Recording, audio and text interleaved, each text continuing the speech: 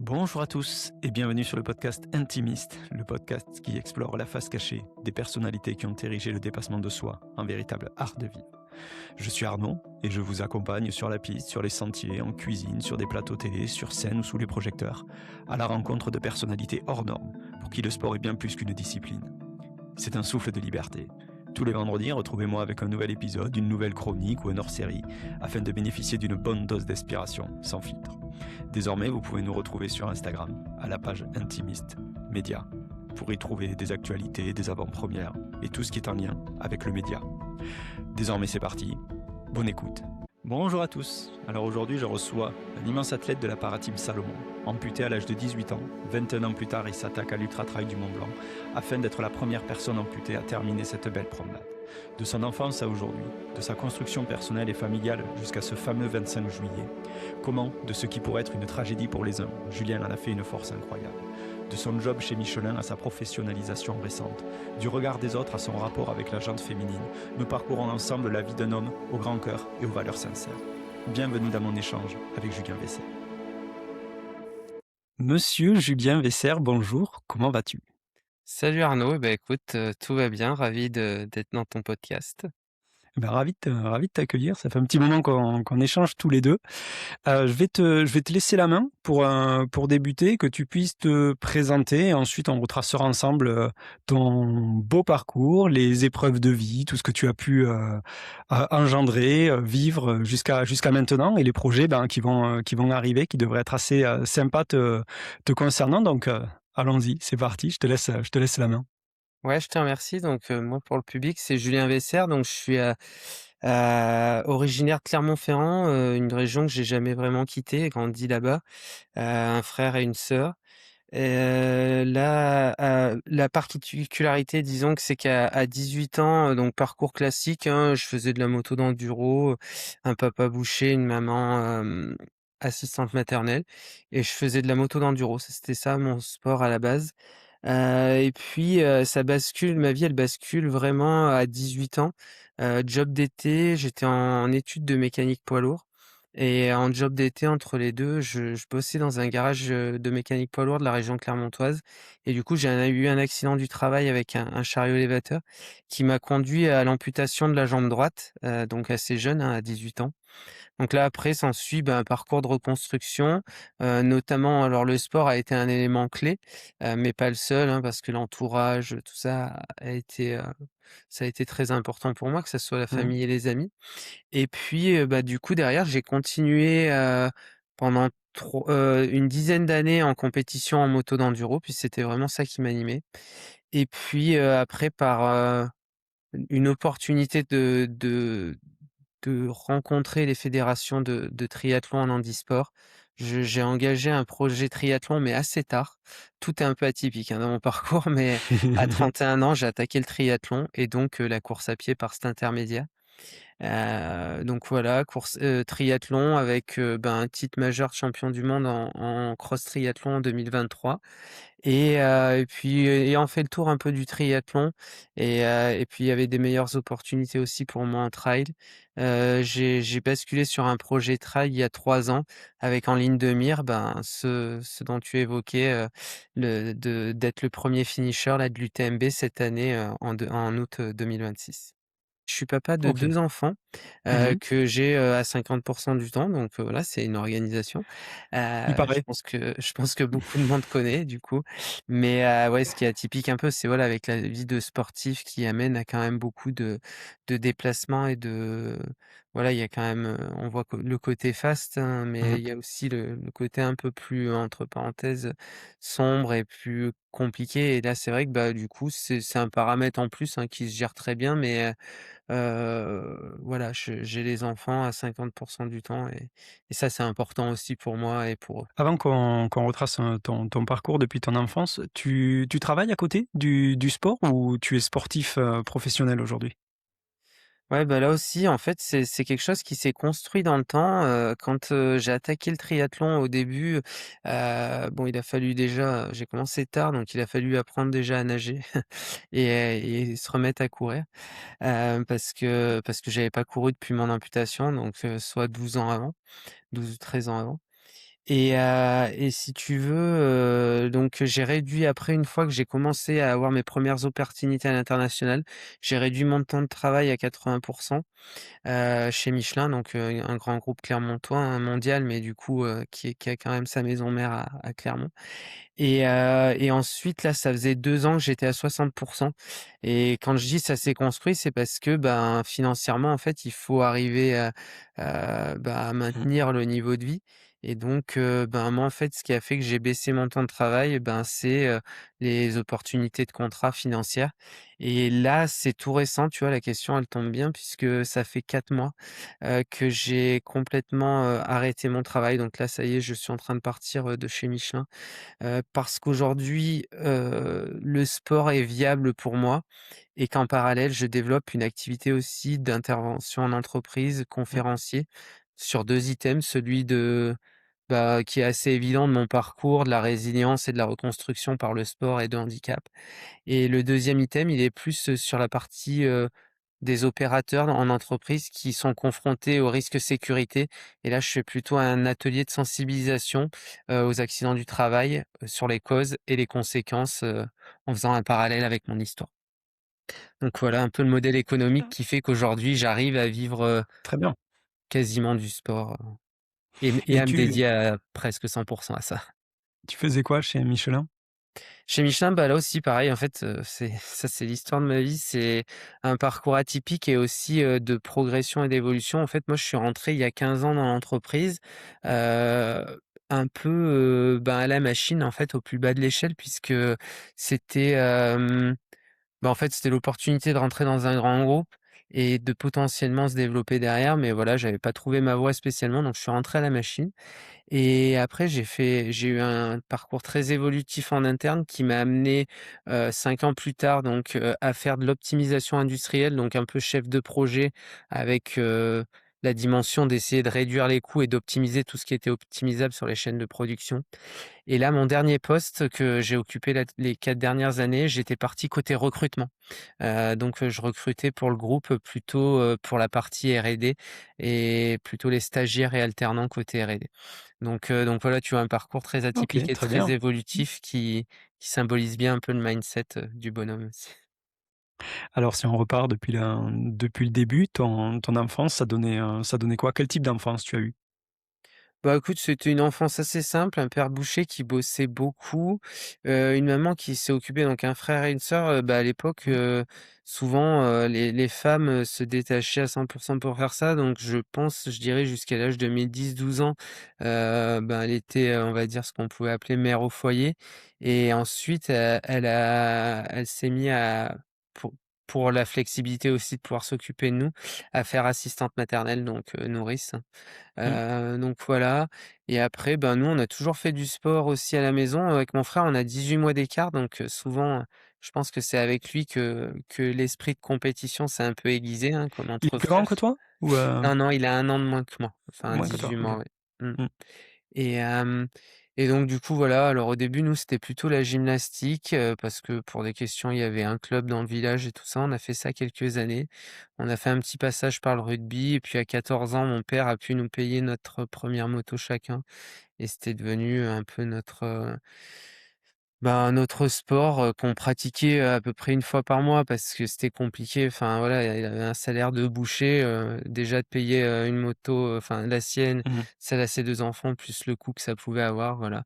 Et donc on est issus d'une famille, enfin ses parents et tout ça étaient de la Haute-Loire et donc du coup, ce qui était difficile après pour nous en grandissant de continuer dans des clubs et de faire de la compétition et qui moi m'a manqué je pense, c'est que, tous les week-ends on redescendait en Haute-Loire dans la famille et donc du coup, c'était compliqué de pouvoir t'inscrire, et de faire du sport en club après, sachant que tu serais jamais là. Si tu fais du foot, les week-ends, faut être là pour les matchs, toutes ces choses-là et que nous, on était, tous les week-ends en fait en Haute-Loire, quoi.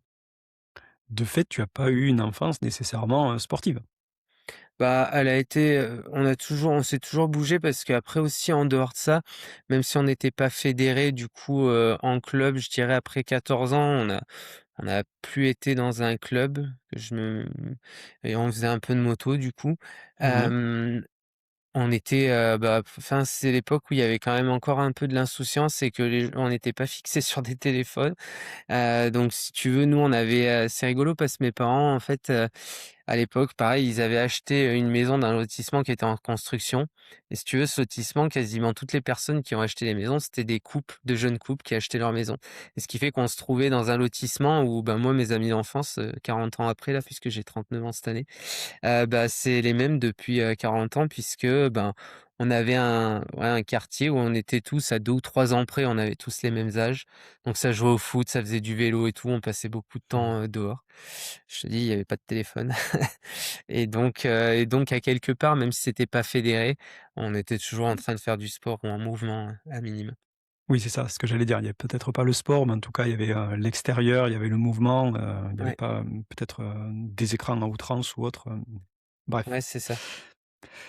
Comment tu as vécu ton adolescence d'un point de vue de scolarité? Ça donnait quoi? Tu étais plutôt un bon élève? C'était la cata, ça te plaisait pas? Ça donnait quoi?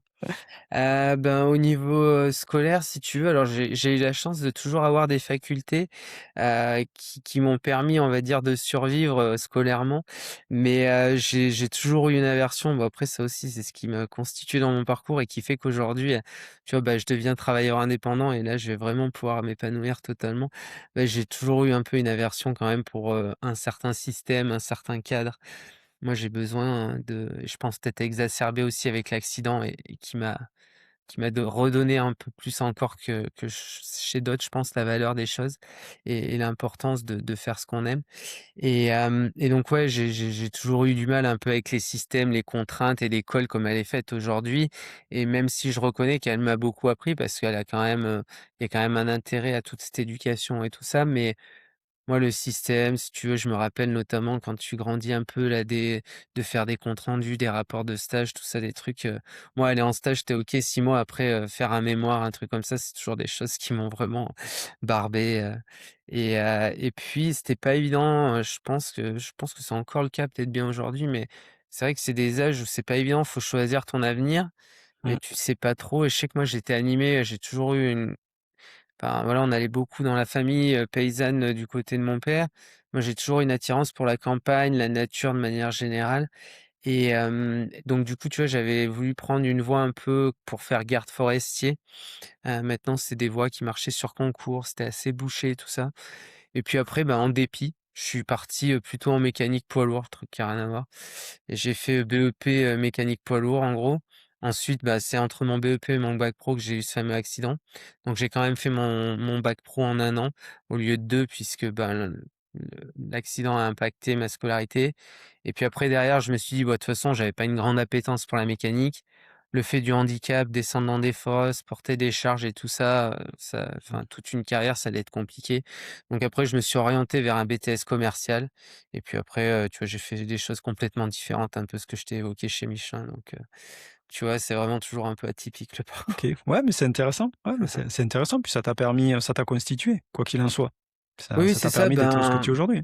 dans tout ce que j'ai fait, j'ai toujours beaucoup appris, je pense que j'ai tiré beaucoup, voilà, d'expérience et tout et puis, bah, après, tu vois, ça m'a servi aussi dans mon parcours chez Michelin, parce que chez Michelin, je suis reparti tout en bas.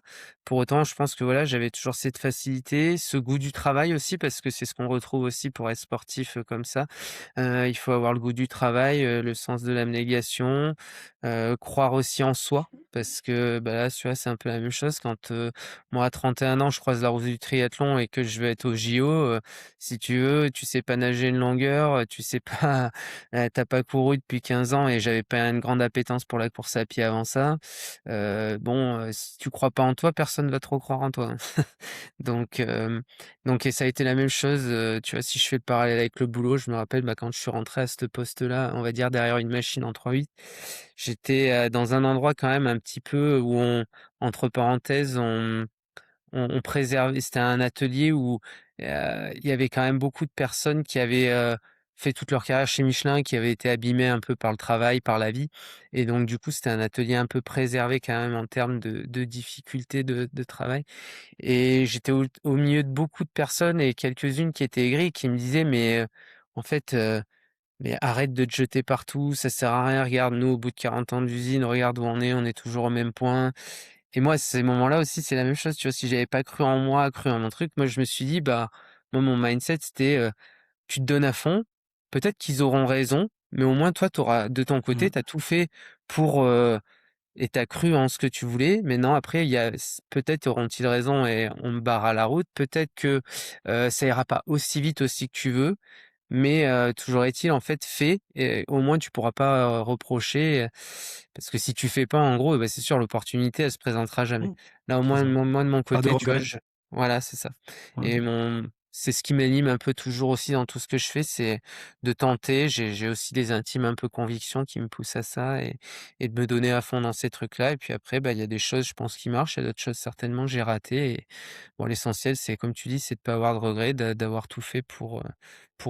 Et il vient un moment donc où c'était durant, un job d'été? C'est ça? L'accident ou c'était durant un stage, que tu l'as Non, c'était vraiment un job d'été, donc là, si tu un veux, job bah, d'été? pareil, hein, tu compris dans quel milieu j'ai vécu, donc ben, on avait quand même le goût du travail et puis, bah, voilà, donc à 18 ans, même si moi j'étais encore en études, mais on va dire, bah, tu vois, même jeune, hein, on vient d'une région un peu agricole aussi dans la plaine de Liman, donc je sais pas si ça te parle, mais on Ouais, castrait les maïs aussi déjà dès 14 ans, donc c'était ça un peu notre job d'été, les seuls trucs qu'on pouvait faire à cet âge-là et on puis faisait donc pareil chez nous. ouais, voilà, ouais. Donc voilà, j'ai fait pas mal de castration de maïs, tout ça étant jeune pour faire un peu d'argent de poche. Puis là, bah, arrivé 18 ans, tu vois, moi je venais de passer mon permis, j'ai passé mon permis début juillet. Donc après, bah, tu sais que si tu veux rouler toute l'année, il faut mettre de l'essence. J'ai eu la chance, mes parents m'avaient offert une voiture, mais après, bah, si tu veux rouler toute l'année et tout, l'essence, tout Mmh. ça, eh ben, il fallait travailler. Donc j'avais décroché un job d'été pareil dans le milieu de la mécanique poids lourd. Heu, pendant 2 mois, donc là, le but, c'était un peu, bah, tu vois, de faire les tâches simples, vidange, des plaquettes, les trucs comme ça. Et donc du coup, tu te retrouvais un peu à faire, enfin, tout ce qu'on te demandait de faire. Et moi, si tu veux, à un moment donné, bah, ça s'est déroulé le 25 juillet, donc tu vois, même pas un mois après avoir entamé. On me demande, avec un chariot élévateur de transporter des palettes vides. En gros, à l'époque, on je pense que ça se fait encore, mais de moins en moins, mais on me demandait de trimballer les palettes vides pour aller les emmener dans un endroit où ils les brûlaient pour, s'en débarrasser, quoi, ni plus ni moins. Et hem et donc du coup, moi, on me dit: «Tu prends le char élévateur» et moi, j'avais jamais conduit ça, mais j'étais bien trop content de qu'on me demande de le conduire Quand parce tu dis chariot élévateur, c'est les transpalettes, c'est ça? ouais, c'est ça, c'est un C'est pas les transpalette. Fenwick où tu t'assois à l'intérieur, c'est le Si, si, transpalette c'est que ça. tu tires? Non, non, c'est le Fenwick. C'est là où Ah tu OK. t'assois à l'intérieur, ouais. Donc tu t'assois à l'intérieur, OK. C'est ouais, c'est un Oui, ou en c'est théorie, un il faut un CACES pour pouvoir le ouais, c'est ça. conduire, ces choses-là? Oui, c'est Ouais, ça. À minima, une autorisation de conduite, d'accord. dans l'entreprise et moi, si tu veux, j'avais jamais conduit, cet outil-là, mais basiquement, en gros, tu tournes, le contact, tu as une pédale qui accélère, une qui freine, après un levier qui te permet de monter les fourches. On va dire que sur le papier, c'est assez simple à le démarrer et à fonctionner avec. Après, par contre, bah, forcément, j'avais pas toutes les bases et les éléments de sécurité. Et heu et donc si tu veux, j'ai fait plusieurs allers-retours pour aller amener ces palettes et si tu veux, bah, comme un jeune, hein, qui a 18 ans, hein, tu lui donnes un kart entre les mains.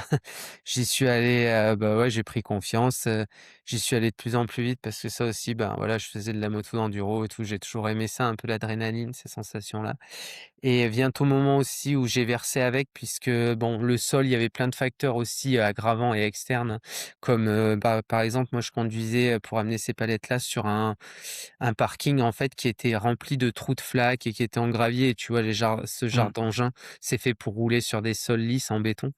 Donc du coup, un moment vient le moment où je passe trop vite sur un trou comme ça et je tourne en même temps. Les roues sont directrices à l'arrière et du coup, ça m'a fait basculer le Clark, en gros, ça l'a mis sur le flanc, pas un tonneau, mais sur le flanc et c'est équipé d'un arceau. Moi, j'avais pas de ceinture, aussi dessus, donc j'ai voulu un peu sauter et en gros, l'arceau, il m'est tombé sur la cheville, ce qui fait que ça m'a coincé, moi, j'ai eu de la chance, je suis resté encore dans l'habitacle et du coup, c'est la cheville qui dépassait et l'arceau m'est tombé sur la cheville et du coup, ça m'a broyé la cheville entre l'arceau et le sol, quoi. Donc voilà, donc à ce moment-là, les collègues, ils ont débarqué avec des baramines et tout, vite, ils ont levé un peu l'arceau, j'ai pu retirer ma jambe et rester à l'intérieur dessous et puis après, ben, SAMU, j'arrive, alors moi, j'ai pas perdu conscience et arrivé à l'hôpital, ils m'ont dit: «Bon, bah, on va l'opérer, mais c'est vraiment très esquinté et il rentre avec sa jambe, mais c'est pas sûr». Ça, c'est ce qu'ils ont dit à mes parents, parce que moi, j'ai pas souvenir de l'avoir entendu, bien que j'étais conscient. Ils ont Tu dit, appelé tes parents pour les prévenir déjà que tu partais à ouais, bah, moi, mes l'hôpital parents, tu ou? vois, ils étaient, bah, pareil, hein, c'était l'été, eux, ils allaient beaucoup à Brioude et eux, ils étaient à Brioude à ce moment-là, donc ils sont Mmh, redescendus à peu près le temps que moi, ils interviennent sur moi. Eux, ils ont eu le temps de faire, 1 heure de route, parce que je suis resté quand même assez longtemps, tu sais, le temps que les pompiers, ils te mmh, trouvent, ils te médicalisent parce que là, bah, du coup, il a fallu injecter la morphine, tout ça, ben, me mettre en enfin, me bloquer la jambe, tous ces trucs-là, donc c'est quand même une opération qui a pris quand même 1 heure et demie, je pense, sur place et donc mes parents arrivent, je pense, sensiblement en même temps que moi à l'hôpital. Donc voilà, ils leur disent: «Bah, il rentre en salle d'opération, par contre, c'est pas sûr qu'il ressorte avec sa jambe parce que c'est vraiment bien esquinté» et puis je ressors, avec ma jambe sur l'instant, donc là, on l'avait sauvée, on va dire, une première fois et ensuite on fait un peu 1 mois d'hospitalisation où on essaye de la sauver parce que, bah, du coup, elle nécrosait beaucoup, elle était vraiment très abîmée. Là, j'ai une cicatrice de 30 centimètres, où on a pris un morceau de muscle, du grand dorsal pour coller sur la cheville, en gros. On a tout tenté un peu pour la sauver. C'était des moments assez difficiles là aussi. Il y avait la douleur, tu vois, de la jambe et ce sursis, on va dire. Mais il y avait aussi le fait que j'avais perdu beaucoup de sang et là, j'ai un souvenir, ça c'est presque un de mes plus marquants en dehors de l'amputation, c'est que, bon, ils ont fini par me transfuser, mais si tu veux, avec tous les problèmes qu'il y a avec le sang et les transfusions, mmh. ils reculent toujours ce moment le plus loin possible. Et je me rappelle qu'il y a 2 journées que j'ai passées à l'hôpital où en fait j'étais tellement faible que j'arrivais qu'à chuchoter 4 paroles dans la journée à mon entourage, tu vois?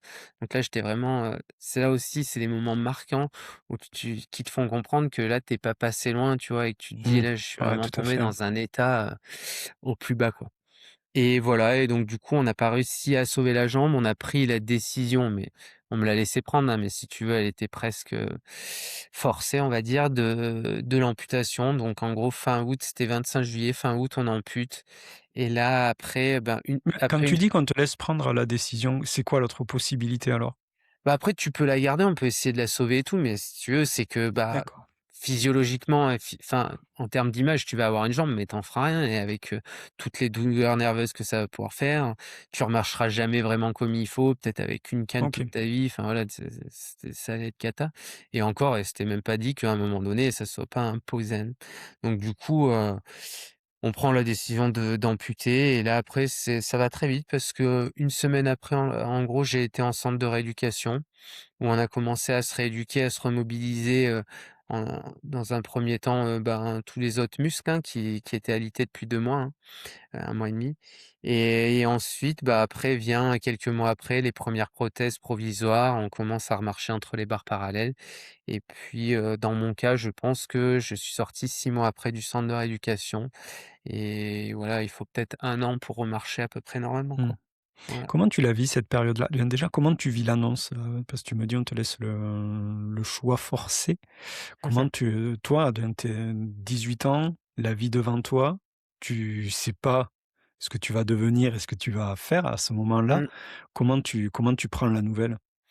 Bah, après, je pense comme beaucoup de gens, hein, c'était des moments pas faciles, hein, des moments, c'est sûr que, tu un peu au fond du trou. Bon, heureusement, j'avais l'entourage et tout ça, mais après, je suis quand même quelqu'un aussi qui est alors, malgré les difficultés, hein, mais me suis vite aussi projeté en disant: «Bon, bah, de toute façon, maintenant, tu peux plus revenir en arrière. L'accident, il est là, la situation, elle est celle qu'elle est. Maintenant, il va falloir essayer d'aller de l'avant» et donc du coup, essayer de trouver des solutions et tout. Donc oui, c'était pas forcément évident. Il y a aussi le regard des autres. Tu vois, je fais pas mal d'interventions en conférence et tout, j'évoque ces sujets-là aussi, mais il y avait je sais qu'il y avait un truc qui m'animait aussi, c'était au-delà du regard des autres aussi, c'est comment tu vas alors tu avais l'aspect, oui, école et orientation professionnelle, mais tu as aussi l'aspect, le rapport aux femmes, qui c'est qui va vouloir de toi, avec une jambe en moins, tu vois? Tout ça, c'est des trucs, Mmh. bah, tu sais, à 18 ans, tu te manques pas de questions à te poser, donc quand il t'arrive un truc comme ça en plus, bah, forcément ça rajoute des problématiques. Donc forcément, heureusement, j'étais bien entouré et tout, mais ça a pas été une période, très facile à vivre. Mais voilà, le mindset, il était quand même, tu vois? J'évoque ça souvent en conférence, je leur dis, «Bon, bah, écoute maintenant, ta jambe», alors je sais pas combien de temps ça a pris là, hein, c'est un peu avec le recul que je te dis ça, mais ta jambe, elle est amputée, maintenant il t'en manque un morceau, tu pas un lézard, ça repoussera pas. Mmh. Tu as 2 options, hein, soit tu te morfonds toute ta vie et en gros, ça va être long parce qu'on peut penser qu'à 18 ans, il te reste quand même un petit morceau à vivre. Soit, bah, tu te prends en main et tu cherches en fait dans la vie, et ça, c'est pas un jour que tu le décrètes, hein, c'est petit à petit que tout ça se met en place, mais tu cherches qu'est-ce qui va t'animer dans la vie et qu'est-ce qui va, ben, ouais, te rendre heureux, voilà et qu'est-ce que comment tu vas pouvoir passer au-dessus? Bah, c'est en retrouvant, ben, dans un premier temps, tu sais, tous les traumatismes comme ça, les gens, si tu les fais parler, la première chose qu'ils veulent en priorité, c'est pas déplacer les montagnes, c'est retrouver leur vie d'avant, Mmh. simplement. Et donc moi, bah, ma vie d'avant, c'était les copains, faire la fête, forcément on est jeunes. C'était, faire de la moto d'enduro sportivement. Voilà, c'était retrouver un peu tout ça. Aller à la pêche. Et le rôle de ta famille, du coup, tu m'as dit ils étaient présents. Ça veut dire quoi présent? Bah, oui, bah, du coup, ils étaient présents, enfin, là, tout le monde était à mon chevet tous les jours, bah, frères, sœurs, hein, ça, tu vois, c'est ce que je dis aussi quand je suis en conférence, plutôt sur les interventions sécurité, sur les conséquences, que ça a eu. Tu vois, ça a des conséquences sur toi, hein, quand tu as un accident, mais l'impact sur les gens autour, il est Mmh. aussi, monstrueux et donc forcément, bah, là, tu vois, la famille proche, ils étaient tous touchés et tout, donc c'est beaucoup de personnes à ton chevet. Bah, ils ont essayé de répondre, tu vois, présent, bah, voilà, pour m'accompagner, dans les différentes étapes qu'il allait avoir. Parce que si tu veux, il y a la partie, bon, tu amputé et tout ça, mais derrière, il faut dans mon cas, il a fallu revalider et refaire passer mes permis, faire tout un tas de démarches administratives, faire les démarches pour, être reconnu travailleur handicapé et faire, il y avait aussi la question, moi j'ai été, je suis indemnisé par la sécurité sociale, donc tu as toutes des commissions et des examens qui évaluent ton taux d'invalidité. Donc tu vois, il y a toutes ces démarches-là, donc ça forcément, mes parents ont beaucoup géré ça et puis il y a un peu le côté, être là p comme tu peux être là pour ton gamin. J'ai, bah, mon frère, ma sœur aussi qui étaient très présents. Forcément, en plus, à l'époque, on vivait tous encore à la maison, hein, Mmh. donc voilà. Ouais. Et puis après aussi beaucoup le rôle des copains quoi, les comme je te disais ce quartier, hein, qui avec qui on se connaissait, on a tout fait, l'école, tout ensemble et tout et ben, voilà les copains du quartier étaient beaucoup là. Je me rappelle que quand je suis rentré un peu à la maison après, ben, j'étais encore en fauteuil, ils venaient me chercher, ils me sortaient, j'allais, on avait des lieux où on squattait un peu et du coup, ben, j'allais passer les après-midi avec eux, en fait, reprendre petit à petit cette vie-là, quoi. Hop, hop, hop. Je suis désolé, cher auditeur, je te coupe 10 secondes juste pour te rappeler que ce podcast, ce n'est pas une profession, mais c'est bien une passion. Alors pour continuer à le faire vivre, n'hésite pas à noter 5 étoiles sur les plateformes d'écoute, n'hésite pas à partager, à t'abonner ou autre, et surtout n'hésite pas à nous suivre sur Instagram, à Intimist Media, pour suivre les insides, les avant-premières et toutes les infos qui sont en lien avec le podcast. Allez, c'est reparti, on reprend l'épisode. Ouais, le rôle de la famille et le lien social, je pense qu'il est important dans ces moments-là, il faut l'avoir à l'esprit. Mais après, certaines personnes, qui peuvent avoir le même problème ou d'autres, hein, mais des problématiques, similaires, se retrouvent parfois, en difficulté parce que manque de lien social ou autre et donc là, il faut arriver à retrouver la force soi-même, hein. Ça peut arriver aussi et c'est important. Ouais, ouais, c'est ça, bah, oui, oui. Alors que moi, je pense que j'ai vraiment eu beaucoup de chance d'avoir cet Mmh. entourage. Après, ça fait pas tout, mais c'est sûr que comme tu dis, si la personne, elle est déjà isolée avant son accident et tout, bon, bah, c'est sûr que moralement, c'est quand même beaucoup plus Mmh. difficile parce que, tu vois, des fois, en fait, c'est pas des grandes choses, mais rien que le fait de sentir une présence, le fait de pouvoir, évoquer. Alors, à l'époque, j'étais peut-être pas le plus communicant là-dessus, hein, j'ai bien appris, mais sur, bah, partager tes états d'âme, tout ça, parce que moi j'ai jamais voulu, aller vers des psys ou des choses comme ça. Mais je pense que j'en ai pas ressenti besoin aussi parce que, bah, j'avais des gens autour de moi avec qui, pouvoir partager ces difficultés et des gens à l'écoute, on va dire. Et ça, oui, Et c'est sûr que c'est important. ta famille était proche de toi et eux, comment ils l'ont vécu? Bien surtout tes parents peut-être, ont été peut-être un peu plus impactés que tes frères, sœurs, je sais pas?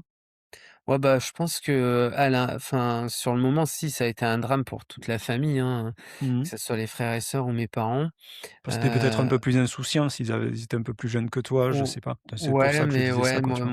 mon frère, ouais, non, ils étaient pas si jeunes que ça, non, je pense que ça a vraiment été après c'est pas des trucs que j'ai trop évoqués avec eux, mais bon, je sais que mon frère, tu vois, il y a des choses, Parce que tu as des copains, justement et la famille qui aident bien, mais tu as aussi ceux qui, à ce moment-là, te lâchent et je sais que mon frère, tu vois, il s'est un peu agacé sur ces sujets-là, ça enfin voilà.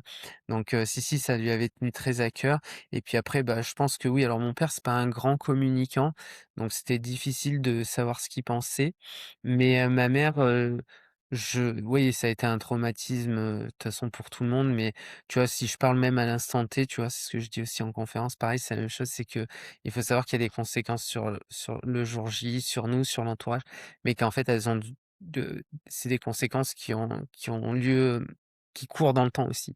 Et moi, aujourd'hui, tu as 20 et quelques années après, je pense que ma mère, c'est toujours un traumatisme pour elle et c'est quelque chose sur lequel moi j'ai passé largement au-dessus et aujourd'hui j'en ai vraiment fait une force et je suis épanoui. Mais je pense que elle, c'est encore vraiment un traumatisme pour elle. C'est quelque chose qu'elle vient pas encore super bien. Là, tu vois, on est en train de refaire un film sur mon histoire. On retrace un peu tout. Il va falloir qu'elle parle là-dessus. Le réal va l'interviewer un peu là-dessus et tout. Je sais pas comment ça va trop se passer, mais je sais qu'aujourd'hui, je suis beaucoup plus à l'aise pour en parler que même elle et tout, donc tu vois, ça laisse des traces, forcément. OK. Je vois que tu as le petit qui doit s'amuser derrière toi. Ouais, il chasse les mouches. Donc ensuite, 1 an après, donc tu reprends une foulée normale, on va dire, de ce que j'ai compris, c'est ça?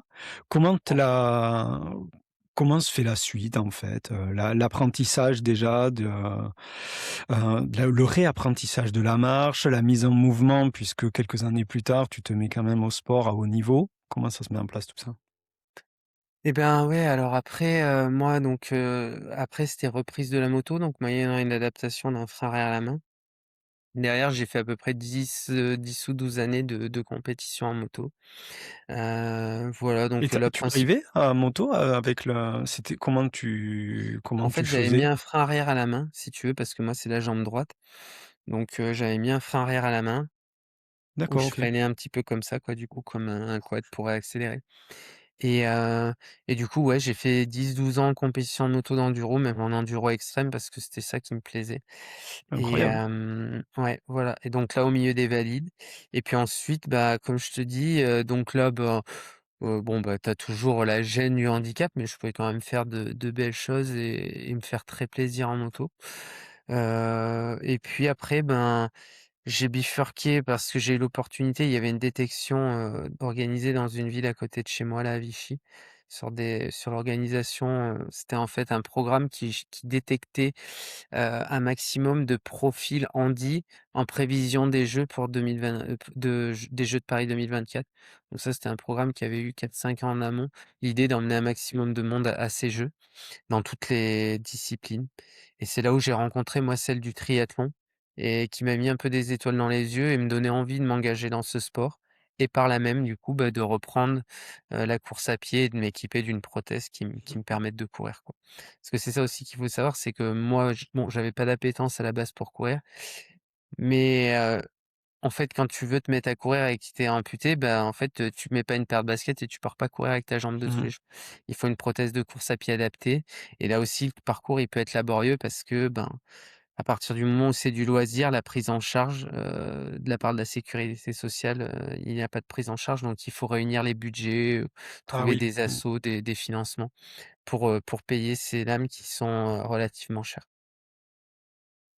Et tu parlais tout à l'heure de ton rapport aux femmes, du coup, tu te posais la question, quand tu as eu l'accident. Tu étais déjà avec ton ex-femme ou pas, au moment de l'accident? Non, tu l'as rencontrée Non, non. ensuite? Non, non, ouais, du tout, non, j'étais célibataire. Alors après, ça, c'est des choses qui se sont dissipées un petit peu dans le temps.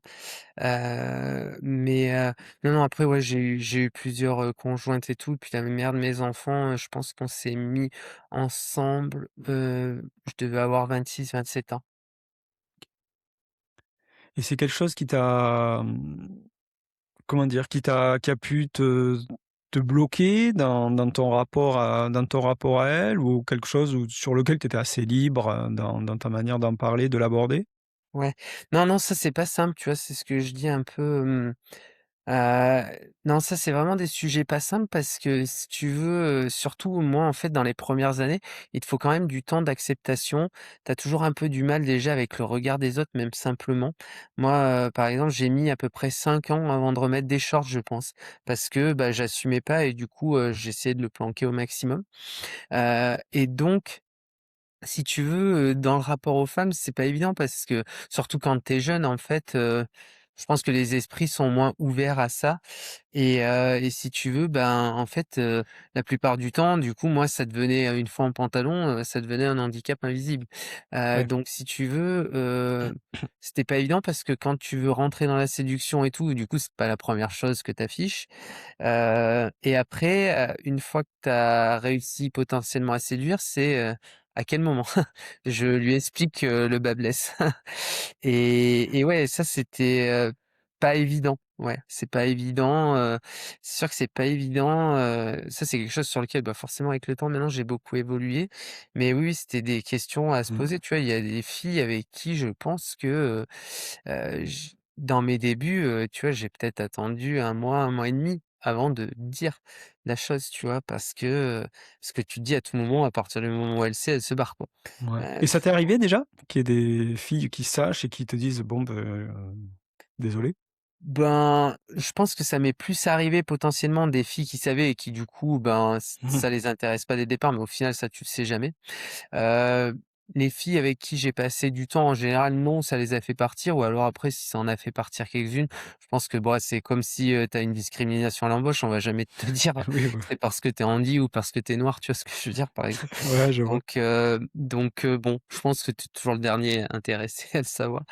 Mais à la limite après, si tu vois, moi c'est pas grave parce que c'est sûr que ces moments-là étaient pas forcément agréables, ça m'a posé des problématiques et je dis pas que ça m'a pas beaucoup, embêté sur certaines situations à Mmh. l'époque, mais comme tous ces obstacles-là, en fait, je pense que tu en sors plus fort et tu vois, par exemple, aujourd'hui, ben, moi je me suis retrouvé là, tu vois, il y a 2 ans, on s'est séparés avec la mère de mes enfants et en fait, aujourd'hui, j'ai vraiment une approche totalement différente. C'est, tu vois, si, enfin, moi, du coup, c'est clairement affiché, voilà ce qui je suis et comme ça, je perds pas de temps. En fait, Ouais, tout à fait, ouais. si, en fait, t'es pas intéressé par une personne à qui il y a une jambe en moins, je peux aussi l'entendre, en plus, parce que je me dis: «Est-ce que moi, si j'avais pas connu ça, est-ce qu'une fille comme ça, avec qui il manque une jambe, aurait pu m'attirer?» Je sais pas. Mmh. Honnêtement, je sais pas parce que c'est facile de dire, de jouer les démagos Oui, et oui, tout, tout mais à fait, ouais. c'est Ouais.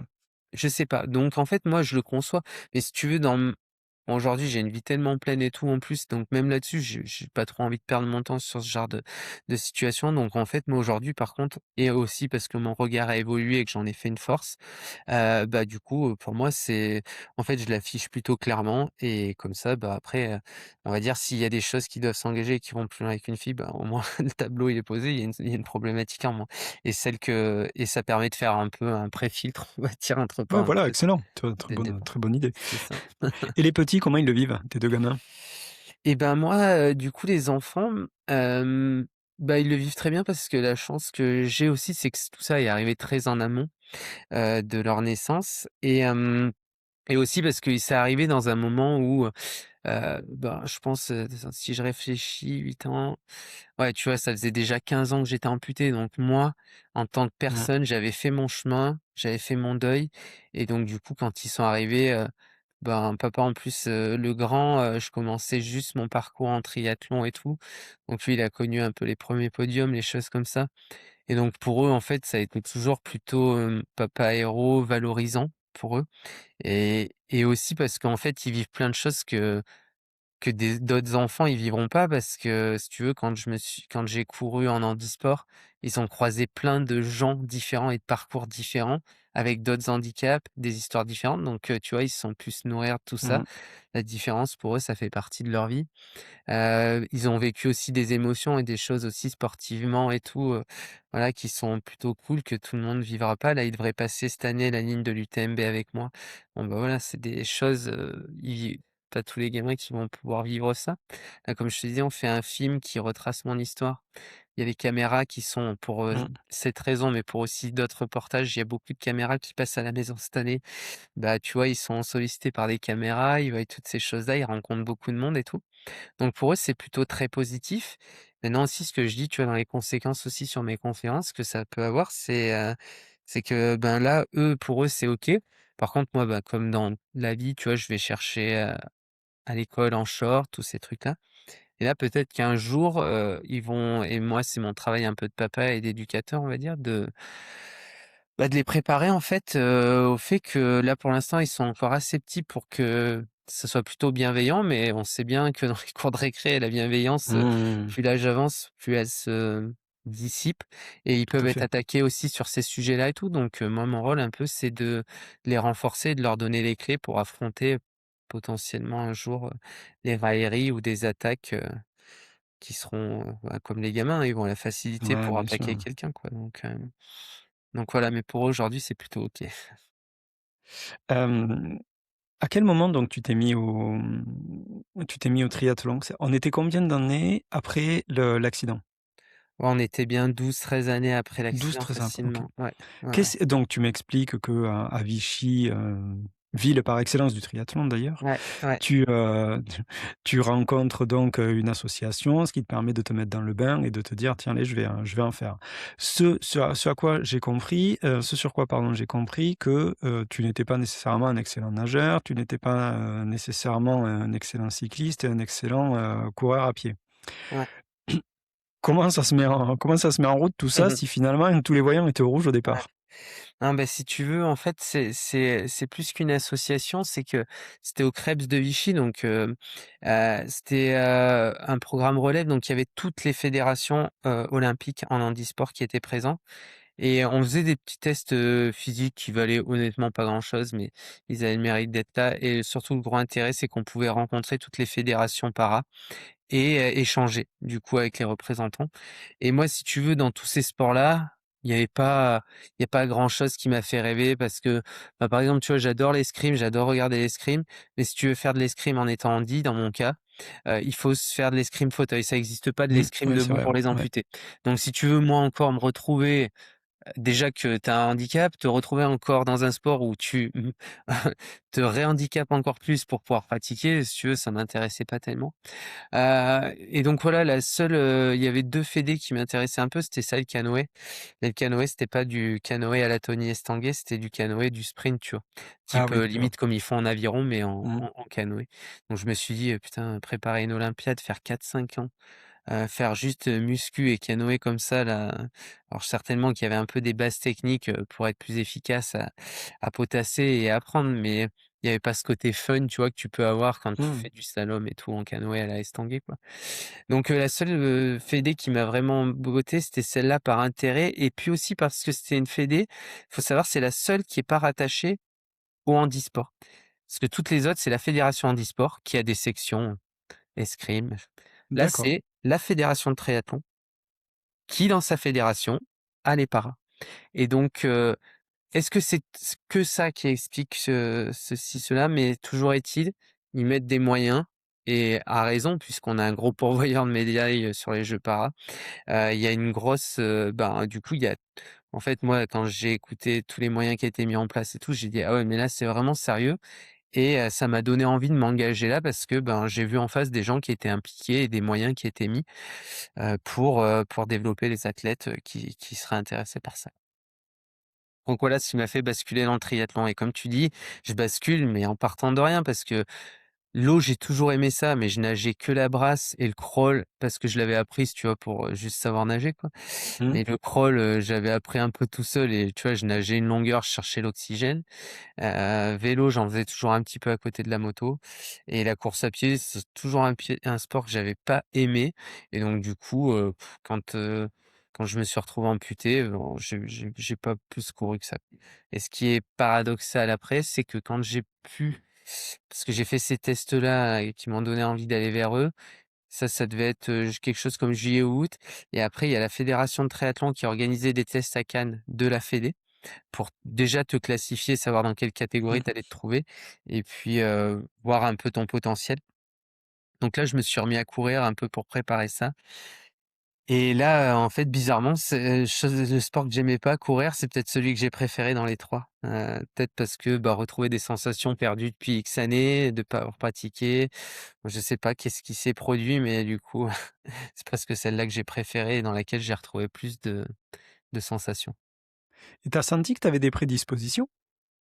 Alors, des prédispositions, non, aucune parce que en vrai, là où j'en suis alors déjà, il faut savoir en triathlon, j'ai été champion du monde en cross-tri qui est une discipline, Mmh. à côté, hein, qui elle n'est pas olympique.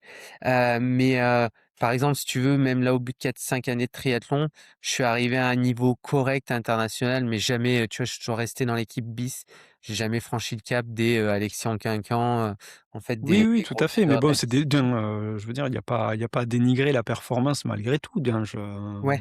tu Mais vois? si tu veux, c'est que moi, en fait, par exemple, tu vois, avec mon coach là, Patrick Bringer, on a fait tous ces tests, un physio, VO2 max et en fait, j'ai pas des qualités exceptionnelles Mmh. et des prédispositions. Je pense qu'il y a 2 choses, mes prédispositions, elles tiennent en 2 choses.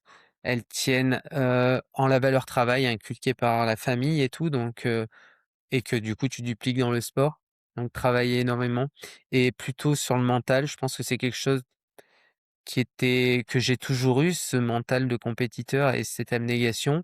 Aussi, je pense par l'histoire familiale, hein, parce qu'on est des besogneux, voilà.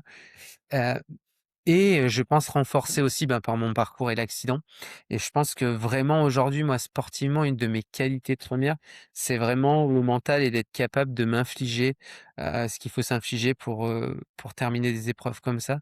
Parce qu'on parle du mental en course, c'est sûr qu'il est très important. Là, c'est pour moi certainement l'UTMB, une quarantaine d'heures en montagne.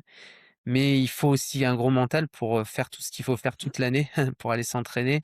Quand il faut aller courir dans le sentier 8 heures tout seul, quand il faut se lever, il y a des fois où, tu vois, j'ai des blocs où, je pars courir le soir, je finis à 10 heures le soir, je dors 4 heures dans le camion et je repars le matin pour Mmh. courir sur fatigue, pour tout ça et des fois je fais ça tout seul. C'est là, en fait, où tu développes et là où il faut avoir du mental presque plus en course parce que pour moi la course, même si les ultras c'est très difficile et faut faire appel à son mental, mais en fait, c'est presque la fête, c'est le point d'orgue, la le et donc là, tu es prêt, tu as envie normalement. Donc je pense que vraiment moi, une de mes prédispositions, c'est ça, c'est le mental. Et tu vois, dans l'avenir, bon là, j'ai cet aspect conférencier où je développe aussi, hein, ces items-là, mais à l'avenir, j'aimerais, quand le sport s'arrêtera, bifurquer certainement vers le coaching ou ce genre de truc-là. Et ce qui va m'intéresser, c'est de transmettre ça et de donner les clés, en fait, aux gens, au-delà de l'aspect technique de la course à pied, d'empiler les entraînements et de faire ce qu'il faut faire, c'est d'essayer de les emmener en termes de management, de mental vers leurs objectifs, si ambitieux soient-ils, mais voilà, c'est ça qui va m'intéresser. Et comment tu te retrouves dans la team Salomon alors? Et ben, là aussi des opportunités du coup parce que, comme je te disais, pour courir, en fait, il faut avoir du matériel. Hem, donc moi, j'ai commencé les 2 premières années avec un pied qui est pris en charge par la sécurité sociale, qu'ils appellent multisport. Donc c'est un pied du quotidien, mais qui permettait de courir, trottiner. Donc j'ai fait les 2 premières années de triathlon comme ça, mais sauf que c'est des pieds qui offrent pas un grand niveau de performance quand tu veux faire de la compétition. Et donc, je me suis rapproché d'une start-up française qui démarrait pour faire, les lames de course à pied. Je me suis rapproché de ces jeunes qui étaient, en cours d'études pour faire, c parce que C'est Hopper? Non? c'est Hopper, c'est ça, ouais. OK. Bah, je C'est connais c bien. Tu Mmh. connais un peu l'histoire? Voilà. Bah, je Donc, connais un peu l'histoire, je connais bien, pas mal de choses en fait puisque je suis originaire de, d'Albi? exactement de là où ils sont, en fait. Ah, d'Albi? Voilà, exactement. Là, tu vois, si tu vois où ils sont, tu prends la rue, ma maison elle est au bout. Ah, OK, d'accord. OK, bah, là, tu vois, ils ont déménagé sur Paris, mais bah, pour Ouais. peut-être pour le public, pour qu'ils comprennent, c'est une start-up, c'est des jeunes étudiants, qui étaient en école d'ingé, des matériaux là-bas à Albi, Mmh. qui, ont rencontré une personne amputée qui est venue les voir, enfin qui avait été voir un pote à lui ingénieur chez Airbus et tu sais, c'est Airbus, travaille avec beaucoup d'écoles Oui. d'ingé à qui il confie des projets et là, la problématique avec laquelle il est arrivé, c'est qu'il a dit, ben, en plus, lui, c'était un biais amputé des 2 jambes et il disait: «Bah, en fait, il faudrait faire des lames mais vous Airbus qui avez, la maîtrise du carbone et tout ça, on pourrait pas faire des lames accessibles en termes de prix parce que, ben, lui dans son cas, c'était presque 10 000 € pour les 2 jambes du coup qu'il fallait Mmh. qu'il débloque. Donc en fait Airbus ont incubé ça avec, un projet étudiant et ce projet étudiant il a tellement fait, bah, des mules, ils ont dit: «Mais en fait on peut pas s'arrêter juste à un projet en fait». et donc du coup, ils ont monté une start-up qui aujourd'hui est encore très viable. Donc moi, je les ai contactés quasiment un peu au début de leur aventure, hein. Il y a les et dès que la première lame est sortie, en fait, ils m'ont dit: «Bah, vu ton profil, bien sûr qu'on va t'en envoyer une et qu'on va t'aider», et donc ils m'ont fourni une lame comme ça, et là, l'histoire, c'est que c'était un peu tout ça, c'était un peu à la période du covid, et eux, ils avaient fait un petit appel, en fait, à tous les équipementiers qui étaient capables de faire des semelles. Notamment, tu vois, ils avaient sollicité Michelin aussi. Et c'est Salomon qui a répondu favorablement pour, créer la semelle à glisser sur la lame, et donc le D'accord. handi, on va dire, et tout ça est rentré chez Salomon par, chez Salomon, donc pendant le covid, ils avaient plein de gens qui étaient inoccupés. Il y a quelqu'un qui a levé le doigt pour prendre le projet. Et ils ont pris le projet, ils ont fait cette lame. Ça a fait beaucoup d'émules en interne, ça a donné du sens, tu vois? C'est des moments où et aujourd'hui, les gens sont de plus en plus en quête de sens dans leur boulot, et tu vois, c'est des projets un peu à côté qui ont fait beaucoup d'émules en interne où beaucoup de gens se sont intéressés, et donc de fil en aiguille, moi, j'étais un des premiers là-bas à aller faire des tests aussi, et puis, de fil en aiguille, ils ont décidé de monter une team para, et au début, c'était une team un peu d'ambassadeurs où on nous donnait un peu de dotation. Après, on nous a dit: «Fallait faire des courses, hop, on va», ils nous défrayaient les courses et ils nous trouvaient les dossards, et puis là, 4 ou 5 ans après, je me retrouve, athlète avec, alors il y a pas tout le monde n'est pas en contrat athlète comme moi, mais on est quelques-uns, en trail et en sport aussi d'hiver parce qu'ils ont développé ça aussi sur le sport d'hiver. On est, je pense aujourd'hui 7-8 athlètes, donc tout le monde n'en vit pas, mais avec des contrats, plus ou moins importants et qui permettent, alors moi j'ai pas que ce contrat-là, hein. Ce qui me permet d'en vivre, Mmh. c'est que j'ai aussi des contrats avec d'autres entreprises, mais voilà comment, s'est fait, l'entrée OK. chez Salomon. C'est quel type de contrat que tu as à côté? Je te demande pas les marques, hein, mais Mmh. Moi, en fait, c'est des contrats de partenariat. Alors, moi, je peux les citer, hein, il y a pas de souci sur OK. ça, mais tu vois? D'ailleurs, j'écarte un peu d'ailleurs, du milieu du trail, hein. Je suis pas que dans le milieu du trail parce que je pense qu'aujourd'hui, en fait, ce qu'il faut comprendre pour des profils comme nous, c'est que je pense que les marques, le handicap, on va dire entre parenthèses aussi, c'est des sujets importants maintenant dans nos sociétés, et pour moi, c'est des axes de communication, et en termes d'histoire à raconter, de storytelling, je pense que c'est de plus en plus important pour les marques, et on le voit d'ailleurs dans le milieu du running parce que j'ai envie de dire là depuis, Salomon, je pense que ça a fait des émules. Alors personne n'a une équipe de 20 athlètes comme chez Salomon, mais toutes les marques commencent à avoir, si je dis ça un peu vulgairement, chacun a un peu son handi, 1 ou 2 sections handi. Donc on voit qu'il y a un frémissement là-dessus, et donc moi, tu vois, j'ai Salomon principalement dans le monde du running. J'ai, tu vois, une marque de nutrition qui s'appelle NAC et Iron, et après c'est plus là aussi, par des relations et des rencontres, mais une boîte de nettoyage qui s'appelle GSF. J'ai le Crédit Agricole, tu vois, une banque. OK. Voilà, en fait, c'est ce type de partenariat, et là, l'idée, pour eux, en fait, il y a le côté image. Vu que je fais aussi des conférences, il y a la partie aussi, Mmh. il y en a pour lesquels la contrepartie, c'est d'aller faire une conférence, des interventions, dans les entreprises. Donc voilà un petit peu la genèse et un peu l'écosystème qui me permet, et comme je te dis, si tu veux savoir économiquement parlant, en gros, ma base, c'est celle-là qui me permet de vivre et de souscrire à tous mes frais, et après, en gros, l'activité de conférencier permet de mettre un peu de beurre dans les épinards, même si aujourd'hui je la fais beaucoup par mon réseau, j'ai pas encore, là on vient juste avec l'équipe de com de terminer le site internet que je vais diffuser, et je pense qu'après l'UTMB, je vais consacrer un peu de temps dans l'hiver et l'automne pour, développer, ça commercialement, mais aujourd'hui, je laisse faire le bouche à oreille. Peut-être suffira-t-il, je sais pas. Mais voilà, en fait, les conférences me servent un peu à ça, et cette année, j'ai beaucoup misé du coup dans une relation presse et une équipe de com pour, faire beaucoup parler du projet et tout. Mes contrats, on va dire, sportifs, s'achèvent quasiment tous là, fin 2026, et donc l'idée après, c'est de re-rentrer en négociation avec, peut-être de nouvelles marques, et celles avec lesquelles aussi je suis déjà en partenariat pour, essayer de faire upgrader les contrats en leur disant: voilà, regardez, enfin voilà, j'ai démontré, on Mmh. a fait Tout une à belle fait. année». Je vais leur montrer un peu toutes les stats, le contenu aussi sur les réseaux sociaux parce que ça, c'est un gros boulot et tout, à faire. Il y aura le film qui va sortir cet hiver aussi, qui est une belle vitrine, pour moi.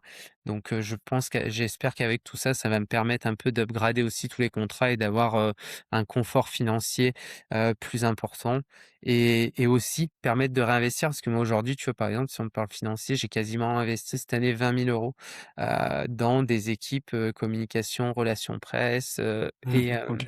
et de contenu et donc tout ça, en fait, si tu veux, ben, faut pour les payer, il faut avoir l'argent et l'argent des partenaires, tu vois, c'est pas tout, pour, vivre, c'est aussi, ben, pour, communiquer, pour tout ça, tu as besoin d'argent pour, bah, pour mettre en valeur, les marques, pour te mettre toi aussi en valeur, pour faire parler de tes performances. Donc voilà un peu, comment je travaille et ce à quoi je m'attache à développer. C'est très bien organisé en tout cas, Julien, bravo. Ouais, merci. Le, le projet qui t'anime en ce moment, donc c'est l'UTMB. Tu souhaites être le 1er, non valide à terminer, l'UTMB? C'est ça, je me trompe pas? Alors au-delà de non Ou valide, le parce pre qu'après cette, dimension, elle est assez difficile, mais parce que tu vois, il y a déjà je sais qu'il y a Guillaume là qui fait partie d'une team adaptive là qu'on a sur l'UTMB qui est sourd, qui a déjà terminé. On a Fanny avec son poumon en moins aussi, mais là l'idée c'est plutôt vraiment le premier amputé à terminer l'UTMB. amputé, voilà, Ouais, ça va être c'est ça. la notion que je voulais que tu me précises, ouais, c'est ça. Ouais, amputé, ouais, ouais. Hop, hop, hop, je suis désolé, cher auditeur, je te coupe 10 secondes juste pour te rappeler que ce podcast, ce n'est pas une profession, mais c'est bien une passion. Alors pour continuer à le faire vivre, n'hésite pas à noter 5 étoiles sur les plateformes d'écoute, n'hésite pas à partager, à t'abonner ou autre, et surtout n'hésite pas à nous suivre sur Instagram, à Intimist Media, pour suivre les insides, les avant-premières et toutes les infos qui sont en lien avec le podcast. Allez, c'est reparti, on reprend l'épisode. C'est ça. Et pourquoi ce projet-là alors? Il y avait pas autre chose? Il n'y avait pas plus simple? Il n'y avait pas plus calme? Bah, plus simple si, mais moins rigolo et moins challengeant, tu compris que le gars était un homme de challenge un peu. Hem, Pourquoi l'UTMB? Pourquoi l'UTMB? Parce que, bah, déjà, en fait, l'idée, c'était de faire un 100 miles, hein, qui est la référence en ultra, on va dire. Donc ça, c'est la première chose. La deuxième, c'est aussi que, bah et d'une, c'est sûr que c'est la plus grosse course, la plus médiatisée, la plus grosse vitrine du trail, mais c'est aussi, heu, pour nous Français, la plus facile à faire, Mmh, parce qu'en termes de logistique, à côté de la maison et tout ça. Dans les 3 autres majeurs, il y en a 2 aux États-Unis, 1 à La Réunion, donc tu vois, c'est déjà pas les tout mêmes à fait. déplacements, tout ça. Donc il y avait ça et puis, bah, ouais, la dimension d'aller explorer un peu, les limites, du corps, du mental et tout ça et donc un 100 miles, pour faire ça, quoi. Ça s'annonce comment? J'ai cru que là, sur la ma donc le week-end dernier, tu étais sur la Maxi Race, ça a été Mmh. un peu compliqué de ce que j'ai pu, comprendre. Oui, Comment ben, ça s'annonce? de toute façon, c'est sûr que, tout n'est pas lisse, hein, déjà pour, les gens qui sont pas en situation de handicap, hein, une préparation, c'est c'est plein d'aléas et d'obstacles. Heu, je prends souvent un exemple, si on doit faire un parallèle avec le handicap pour moi, je dis souvent, tu vois, que c'est, le handicap, c'est en gros, là où toi tu te fixes un objectif, si on prend celui pour lequel on parle du TMB, tu vas avoir une dizaine de barrières à franchir et de choses à maîtriser. Par exemple, pour quelqu'un qui est valide, et comme pour nous, tu as la nutrition à maîtriser, le sommeil, l'entraînement, la blessure, voilà, les pathologies. Et nous, forcément, avec le handicap, c'est des barrières en plus à franchir. Bah, tu vois, moi déjà, il y a une prothèse, donc il y a tout cet aspect Mmh. prothétique, il y a toutes ces choses. Donc c'est beaucoup plus de barrières et de choses à maîtriser, donc de temps à y passer, de difficultés du coup. Et là, tu vois, tout de suite, bah, celle que je vis tout de suite, c'est que je suis en train de travailler avec un autre pied que la lame, un pied qui m'offre beaucoup plus de stabilité et tout et qui me fait gagner énormément de temps en course, notamment en descente. Donc ça, c'est le point sur la performance qui est hyper important. Par contre, la problématique, c'est que, bah, du coup, c'est un changement qu'on a effectué depuis 2 mois. Les zones d'appui sur le moignon sont très différentes. Du coup, je descends surtout sur des formats 40 où tu peux encore t'exprimer et aller vite. Je descends vraiment beaucoup plus vite, donc des impacts beaucoup plus importants sur le moignon Mmh. et tout ça combiné fait que, bah, aujourd'hui, je je génère des blessures un peu sur le moignon et je suis pour courir un peu, même à l'entraînement, je suis toujours obligé un peu de composer, de caler, de mettre des pansements, des trucs comme ça et ça, c'est des choses qu'il faut que je tue absolument parce que je pourrais pas faire 180 kilomètres, dans ces conditions-là. Donc là, tout de suite, je suis un peu dans cette période-là, c'est un peu ma problématique là du moment et qui me reste, on va dire 3 mois à régler. Et mais ce que je voulais dire, tu vois, si je reviens sur mon histoire des barrières aussi, c'est que je pense que, tu vois, quand je te parlais de mon mental qui était quelque chose, qui était important chez moi, mais je pense que toutes ces épreuves-là aussi que nous, on a en plus, quelque part aussi, ça complexifie, l'atteinte de l'objectif. Par contre, je pense qu'aussi ça nous rend plus forts, ben, justement mentalement, ça nous construit, ça nous apprend un peu l'abnégation aussi Mmh. à faire le dos rond, à essayer de trouver des solutions, à s'adapter.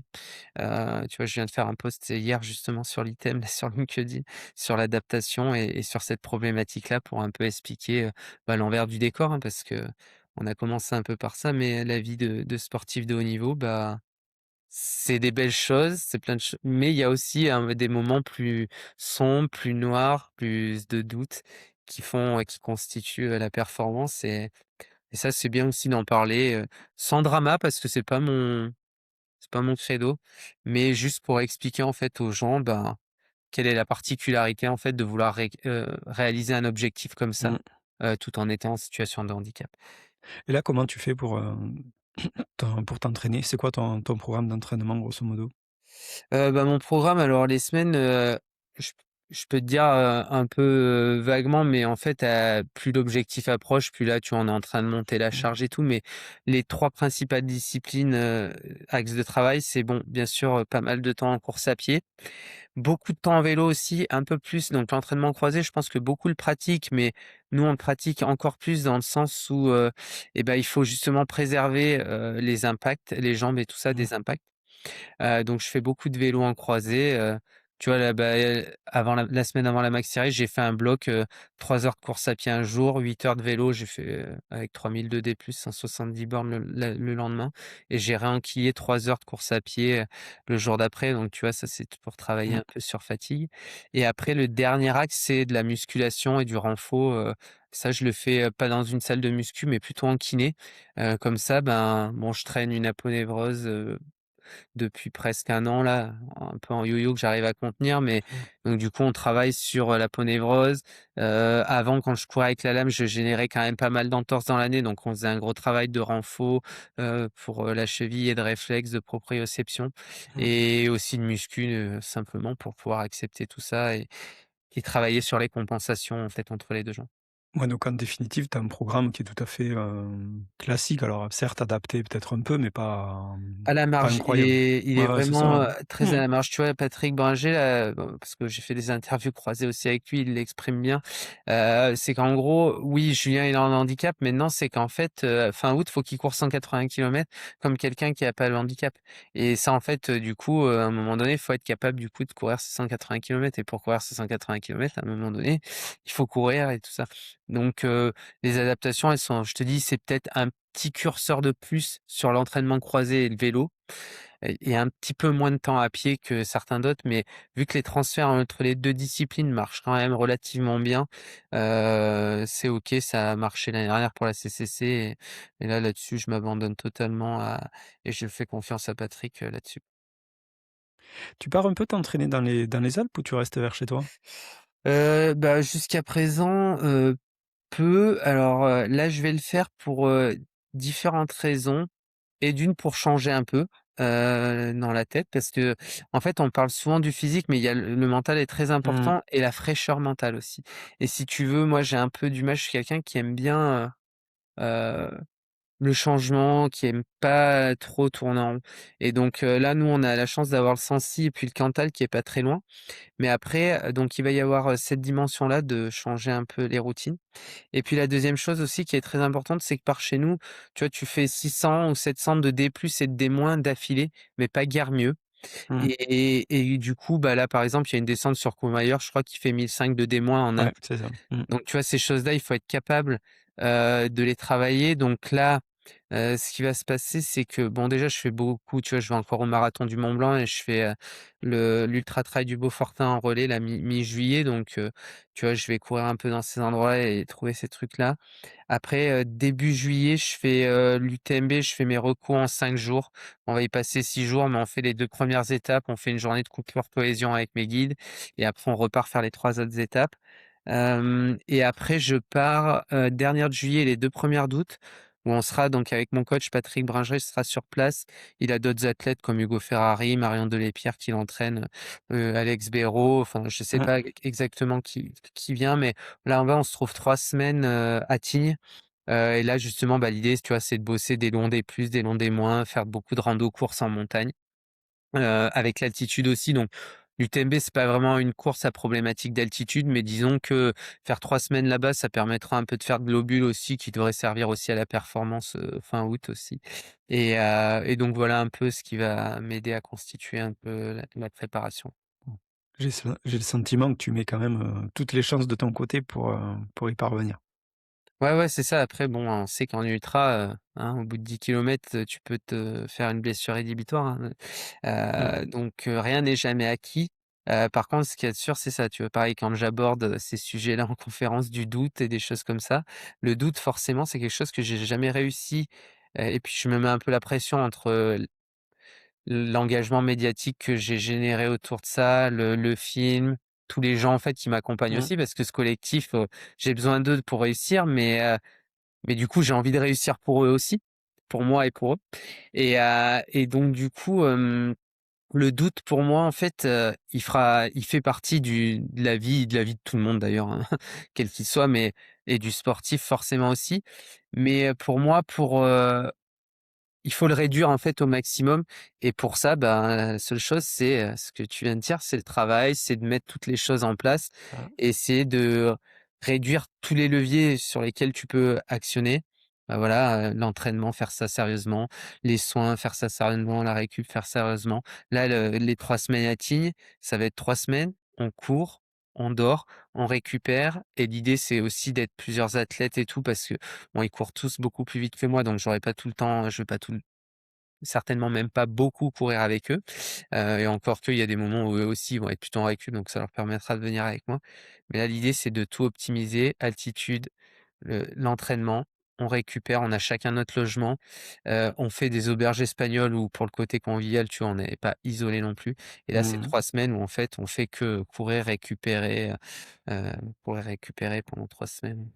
Donc ouais, ouais, le si tu veux dissiper le doute et tout ça, bah, c'est d'essayer de faire tout ce qui est en ton possible pour réussir et on sait qu'il y a toujours une part qu'on maîtrisera pas et ça, faut l'accepter. Je me posais une question justement tout à l'heure, tu as abordé la partie, guide. Oui, Est-ce qu'il y a justement des spécificités au fait que tu sois handi lors de la course, lors de l'UTMB? ben, si tu entends Peut-être par pour les changements de lame spécificité ou d'un 2 pieds, c'est ça? Je sais pas ouais, comment si comment tu ça entends des fonctionne? spécificités, si tu veux, c'est au niveau règlement, tu veux dire? Ou Ouais, ouais, ouais, ouais. exactement, ouais. Donc ouais, alors moi je la connais pas sur le bout des doigts, hein, la politique handicap de l'UTMB, mais du coup il y a une politique, handicap qui a été faite et notamment justement qui perd parce que là quand je te parle, d'avoir un guide qui court avec moi, c'est pas une faveur qu'on fait à Julien Vesser. C'est-à-dire que, toutes les personnes qui sont inscrites, à l'UTMB et qui rentrent dans la politique handicap parce que pour entrer dedans, c'est-à-dire qu'il faut, que ton handicap soit concerné, enfin soit reconnu comme Mmh. handicap pour la course à pied. Donc tout le monde, on bénéficie tous, du plus connu au moins connu et du plus pro au moins pro, à cette politique et donc dans cette politique notamment, il y a le fait que tu as le droit à un accompagnant guide qui est avec toi. Tu le prends ou tu le prends pas, hein. Celui qui a pas envie de le Mmh. prendre, il court tout seul, c'est OK. Moi, dans mon cas, le guide, il va être très important parce que justement, la prothèse, j'ai 2 prothèses, donc j'ai la lame et le pied. C'est les recos qui vont déterminer, lequel je vais utiliser quand, mais l'idée un peu, c'est terrain technique Ouais, et pied. pied, terrain plutôt roulant, Mmh. la lame. Ça, c'est la première on va dire raison. Donc par exemple, si pour ceux qui connaissent bien le parcours de l'UTMB, bon les premiers kilomètres, on part par la route, c'est assez roulant, je vais partir avec la lame. Après quand ça va se compliquer, je vais switcher avec l'autre.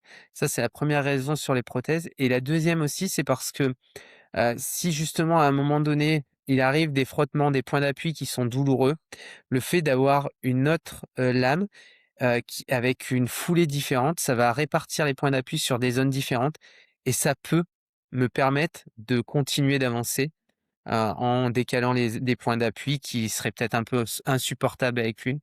Je vais pouvoir passer avec l'autre et tout ça. Donc voilà un peu Et l'intérêt pour moi là. comment tu les choisis? Tes guides, comment? Ben, les C'est guides, là, si tu veux, en gros, bon, je vais taire le nom pour l'instant parce qu'on fera la communication officielle en temps et en heure, mais j'ai un athlète élite qui fait ça avec moi. cool. Hem, de chez Salomon avec qui, on a des affinités et tout ça donc voilà, j'aurai un relayeur, un athlète élite. Bah, ça aussi, c'est un peu pour la marque et tout aussi, c'est Mmh. important et puis, bon, la personne concernée, elle est touchée par ces sujets-là, elle aime ça, et on a des affinités et après les autres, c'est, donc j'aurai mon frère aussi en backup qui va un peu gérer l'assistante, mais si jamais il y a un problème avec un relayeur qui pourra le et les autres, on va dire, bah, c'est des questions, bah, c'est un ami et une amie qui vont partager un relais. Et puis, enfin, j'ai 2 amis, garçons, une amie fille qui va faire et après la dernière personne, ça va être mon manager de chez Salomon et là, l'histoire est belle quand je te parlais de collectif, c'est parce que, c'est Patrick Lake qui est déjà a œuvré Mmh. énormément, pour, bah, c'est lui un peu à l'initiative de C'est tous ces lui qui est à projets, hein, l'origine de tout ça, ouais. chez Salomon, Mmh. voilà. Donc il a énormément œuvré pour ça et si tu veux, c'est quelqu'un qui devait partir là en retraite, au mois de d'avril-mai là vraisemblablement et qui a repoussé, sa retraite d'au moins 1 an pour, m'accompagner jusqu'à l'UTMB. Bon, il a pas trop envie de partir, je pense que c'est son alibi, mais n'empêche que, du coup parce que, bah, voilà, il m'accompagne depuis le début, il a fait beaucoup pour moi et donc là l'idée, c'est de faire le dernier, Valorcine jusqu'à Chamonix, le dernier relais avec lui. Ouais. Il aura pas de mal à me suivre, je pense que je serai détruit. Et l'idée, voilà, bah, un peu pour le symbole, pour tout ce qu'il a fait et tout, j'avais envie que ça soit lui qui termine la boucle avec moi, même si je pense qu'au moment de la ligne d'arrivée, tout le monde la passera avec moi, mais c'est un peu symbolique aussi pour, donc voilà un peu, comment a été constituée, l'équipe. OK. Tu te fixes un temps? Sur le temps, non, ouais, tout le monde me la pose beaucoup. Non, humblement, je pense que il faut, quand tu as jamais fait, il faut pas trop, jouer avec ça, à Mmh. vouloir se fixer un temps. Néanmoins, j'ai quand même, je me dis vraisemblablement ça doit pouvoir être autour de 40 heures, plus ou moins 2 ou 3, faut le dire parce que mais mais surtout je me dis, je pense que je vais caler mes temps autour de ça. Là, je vais en discuter avec mon Mmh. coach, on verra un peu l'état de forme et les datas, ce qu'elle nous donne. Mais je vais quand même me faire un peu des temps de passage juste pour avoir quand même un peu ça en tête et puis pour, surtout, ce qui va m'intéresser, moi, c'est d'avoir de la marge sur les barrières horaires pour, Mmh. pouvoir, en cas d'aléa ou, moi, j'ai jamais fait pour l'instant de passer, 40 heures dehors, hein, soit de nuit. C'est si jamais, il y a la problématique du sommeil qui intervient, je suis quelqu'un qui, dans le quotidien, pratique beaucoup ça, de manière assez naturelle, la micro-sieste.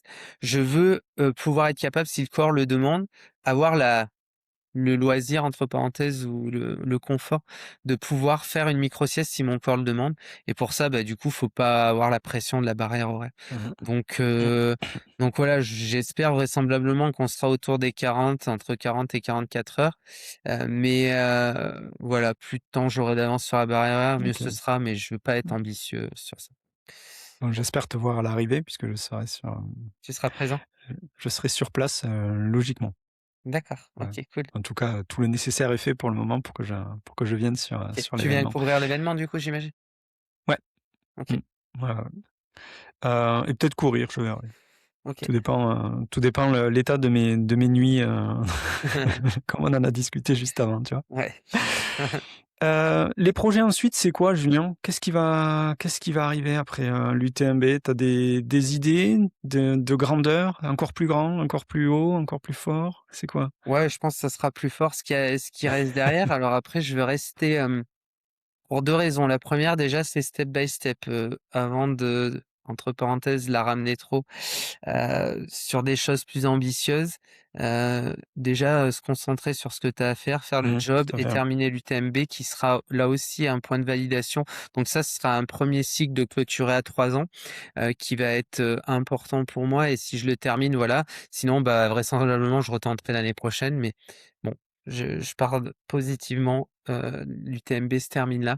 Après, j'ai un autre cycle que je veux réengager sur 3 ans, bah, tu vois, justement, hein, le projet, je pense que je le communiquerai. Je vais derrière l'UTMB, si tout s'est bien passé, je vais à la Mascareigne à La Réunion, Mmh. courir la Masca, donc le 70K Et bah, je vais pas tout dévoiler là parce qu'en fait, ce projet-là, Ouais. ça sera justement l'objet à la Mascareigne. C'est là où je vais communiquer la suite du projet si toutes les étapes, comme je te disais, UTMB se sont bien déroulées et je vais réengager mes sponsors aussi, sur ce projet-là et c'est un projet pareil qui sera à 3 ans, fait d'ultra aussi, voilà. Oui, Heu ultra trail. Tu Ouais, vas en pas ultra partir dans trail. de Non, non, l'ultra, je vais pas partir. Non, non, cyclisme je reste, ou, pour l'instant, je reste focusé sur la discipline mmh, du trail mmh, avec, certainement, mais ça, j'ai rien d'acté, c'est que je pense que maintenant que je vais avoir arrêté de vu que j'ai arrêté de travailler, je pense que ça va m'offrir un petit peu, peut-être sur des saisons hivernales ou même en dehors, peut-être des opportunités aussi pour, faire, des projets croisés, un peu comme on peut dire des off, que ça soit en course à pied, en vélo, peut-être en ski de rando, à voir ou des projets croisés aussi. Peut-être j'ai des idées avec d'autres disciplines et d'autres athlètes potentiellement para, avec qui on échange et on découvre les disciplines. Ça, je me laisse un peu de la place pour ces projets-là, mais ça sera, de l'alpi aussi qui pourrait m'intéresser, des sommets, tout ça, mais, bon, pour l'instant, ça, c'est plutôt secondaire, on va dire. Mais non, non, les projets seront vers l'ultra et puis voilà, avec toujours cette volonté, ça aussi on n'en a pas tellement parlé, mais en fait derrière moi ce qui m'intéresse au-delà de cet aspect performance et tout ça, c'est un peu le côté inspirationnel et puis donner un peu l'envie aux gens, quand ils voient ces images, quand ils écoutent, bah, potentiellement voilà, tu vois les podcasts et tout ça, quand ils ont vent de l'histoire. Puis là j'espère quand ils verront, le gars passer la ligne d'arrivée, mmh, avec, de l'UTMB, c'est d'inspirer et puis de donner envie aux gens de se mettre en mouvement. Alors quand je dis en mouvement, c'est pas d'aller courir un UTMB parce que je l'entends que tout le monde n'a pas envie de faire ça, hein. Je trouve ouais, ça à peu près légitime et normal. Mais moi, ce qui m'importe et les témoignages que je reçois un peu, que ce soit en commentaire qui sont visibles ou même j'en ai aussi beaucoup en off, c'est, ben, le fait que c'est déjà des images en général qui font du bien aux gens, donc qui font du bien alors là aussi, hein, ça font peut-être du bien juste le temps de les voir et puis après tout ça s'évapore. Il y a tellement en ébullition dans cette société où on est acculé d'images. Mais il y a plein de gens aussi qui me témoignent que, ben, ça leur a fait du bien, que ça leur a motivé à se remettre, dans leur discipline. Ça leur donne envie de se mettre en mouvement et moi, c'est ça qui est important pour moi. D'ailleurs, que ce soit en course à pied ou autre chose, tu vois? Si ta passion, c'est la mmh, peinture ou tout ça. Mais moi, plutôt, le message derrière, c'est de dire, bah, de croire en soi et de trouver, quelque chose qui nous passionne dans la vie. Parce que là, on parle de handicap, mais je pense qu'il y a plein de gens qui ont perdu le sens dans la vie. Tu vois, on voit beaucoup de burn-out, mmh. on voit plein de choses. On est dans une société où il y a quand même pas mal de morosité. Et en fait, moi, ce que j'aimerais que les gens, quand ils voient, quand ils m'écoutent et tout ça, c'est qu'ils trouvent un peu du sens à leur vie, qu'ils redonnent et qu'ils se disent, putain, mais ce mec-là, ce qu'il a fait avec une jambe en moins, c'est incroyable. Alors, moi, je voudrais faire ça, c'est encore beaucoup moins ambitieux, bah, qui s'y jettent en fait, tu vois? Mmh mh. Ouais. Qui se mettent en mouvement et ça, c'est vraiment, un peu le supplément d'âme et tout parce que vraiment tous les commentaires que je reçois et tout sont un peu tous dans ce sens-là et ça, tu vois, quand je vais être un peu en difficulté aussi, dans le parcours et tout ça parce que ce sera pas 180 kilomètres, lisses, je l'entends et ben, je vais aller chercher un peu ce supplément d'âme avec, ben parce que pour moi, derrière le projet, au-delà de moi, égoïstement, moi, ma performance et être le premier à faire ça, il y a, il y a la dimension, ben, inspirationnelle et voilà, une dimension plus large que de courir et de réaliser une performance. Et je pense, pour rebondir un peu sur ce que tu dis, je pense qu'aussi la vision du handicap a changé. Elle a changé dans les entreprises, elle a changé aussi, dans le regard des gens. Et moi, c'est ce que je recherche aussi à travers le podcast, tu vois? C'est, inspirer, d'une manière différente. Je sais que l'an dernier, sur la saison précédente, j'ai interviewé, Tiffany, Huot-Marchand, également, qui a eu de gros pépins. Elle l'explique très bien justement, d'avoir une passion, d'aller chercher, plus loin, ceux qui nous animent pour vivre sa vie et autres et je pense qu'il y a quelque chose à aller chercher là-dedans et c'est quand même, extrêmement important et quand je te parle de vision du handicap, j'ai le sentiment, tu vois, que ce qu'on voit aujourd'hui, les teams qui se montent, les jeux, paralympiques qui sont de plus en plus visibles. Hier encore, je regardais, j'ai mis Roland-Garros à la télé, on avait le tennis fauteuil, qui était diffusé. Il y a pas mal de choses qui sont faites en ce sens et les gens ont de plus en plus de facilité à c'est dur, hein, ce que je dis, mais ont de plus en plus de facilité à regarder une personne handicapée. Le regard a Mmh. changé et je pense que c'est extrêmement important et maintenant, en fait, les personnes arrivent à se servir de ce que ces personnes-là sont capables de faire, arrivent à faire pour eux, dans leur propre vie, arriver à faire quelque chose. Tu vois? Moi, j'ai du mal à entendre, alors c'est que mon avis, hein, mais j'ai du mal à entendre que certaines personnes se trouvent, finalement dans une attitude morose, semi-dépressive ou quoi que ce soit. En fait, je vais loin dans mes mots, mais je le fais exprès. Alors qu'à côté de ça, on a des personnes qui ont eu des gros drames dans leur vie et qui sont, je vais pas dire qu'ils sont performeurs ou quoi que ce soit, mais en tout cas, qui sont dans leur élément et qui vivent leur vie comme ils l'entendent. C'est le but, en fait. Le but, c'est de vivre ta vie comme tu l'entends et d'être heureux dans ce que tu fais et là, je pense qu'il y a vraiment quelque chose à aller chercher. Ouais, bah, moi, c'est ça, c'est vraiment Tu vois? ça qui m'anime, tu vois, à travers les messages que je peux passer. J'essaye aussi, bah, tu vois, si les gens, ça les intéresse, ils peuvent suivre un peu mon actu et tout ça sur les réseaux sociaux. J'essaye de partager, tu vois, j'ai fait un post, comme je te disais hier, sur l'adaptation et j'essaye, tu vois, par des explications, par des témoignages de mon parcours en conférence, c'est ce aussi à quoi je m'attache, d'essayer d'impacter. Parce que quand on parle d'impact, pour moi, ce qui est important, parce que, tu vois, des conférenciers, on est beaucoup et c'est toujours un bon moment, en fait, pour les gens qui écoutent. En général, c'est toujours un bon moment, ce parcours-là. Mais après, il y a une vraie différence pour moi entre, tu as passé un bon moment et tu as été impacté par la personne que tu as vue. Et quand Mmh, je parle d'impacter, c'est-à-dire que tu ressors de la conférence, tu ressors du podcast avec l'envie de changer des choses dans ta vie et de prendre des choses en main. Et ça, c'est vraiment, moi, tu vois, dans mon parcours, quelque chose qui m'attache vraiment parce que je suis un peu comme toi. Tu vois, les gens qui se morfondent, l'amorosité ambiance et tout ça, les gens qui sont plutôt dans la complainte plutôt que dans la recherche de solutions, moi, c'est vraiment pas du tout mon mindset mmh, et je pense que au-delà du fait que ce soit pas mon mindset, c'est surtout que pour moi, c'est vraiment la clé pour que les gens, in fine, soient heureux et c'est vraiment ça, qui m'anime moi, c'est que tu sois heureux et comme je te disais, tu vois, là, moi, mon exemple, il est à travers le sport, actuellement le trail, mais si, ton plaisir, ton truc, tu le trouves dans la peinture, dans la musique, en fait, dans n'importe quoi. Ce qu'il faut, c'est juste pose-toi les bonnes questions avant d'aller au burn-out. Prends régulièrement 2 pas de recul sur ta mmh. vie, sur ce que tu veux vraiment, sur ce qui t'anime vraiment. Parce que des fois, tu en cours après une carrière, hein, j'ai fait ça aussi, hein, dans l'industrie, ces choses-là, mais on prend jamais de recul et puis après on finit par avoir le poste qu'on veut et puis on n'est pas plus heureux, on veut aller chercher encore au-dessus et on a plein d'argent, mais on en fait quoi? On n'est pas plus heureux. Enfin, tu vois, se poser vraiment les bonnes questions et quand tu parlais du regard aussi, moi, il y a un truc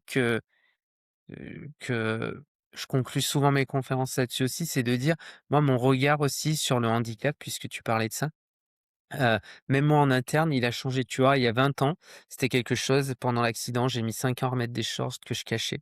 Aujourd'hui, c'est presque devenu mon argument marketing et tout ça. Mmh. Donc tu vois le chemin et Oui, moi, c'est ça a vrai, tout à été fait. le sport et aujourd'hui, qu'est-ce qui a changé en fait, heu, en 20 ans dans ma vie? Beh, le regard, moi, là où il y a 20 ans, je pouvais voir de la pitié parce que j'assumais pas. Là, aujourd'hui, je vois plutôt de l'admiration dans le regard des gens. Qu'est-ce Mmh. qui a changé en 20 ans? C'est pas les gens, hein, pas beaucoup, un petit peu, si tu veux, la Mmh. société peut-être. Mais ce qui a changé beaucoup, c'est moi.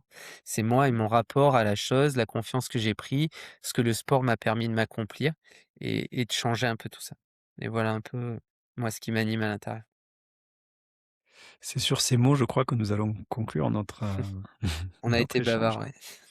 Est-ce que tu as quelque chose à rajouter, Julien, qu'on n'ait pas abordé éventuellement, qui semble important? Ben, à rajouter, je pense qu'on a bien balayé l'ensemble du personnage. La dernière chose que je rajouterais un peu et qui est important pour moi aussi, c'est si tes auditeurs et tout, ils veulent bien venir nous rejoindre sur les réseaux sociaux et tout, parce que ça, c'est important. Bah, ce que j'ai expliqué d'ordre un Mmh. peu pour ce supplément d'âme, moi, ça m'aide beaucoup de me sentir soutenu et je le suis de par mon entourage, mais c'est vrai que bah, les gens aussi, les anonymes sur les réseaux sociaux, c'est important.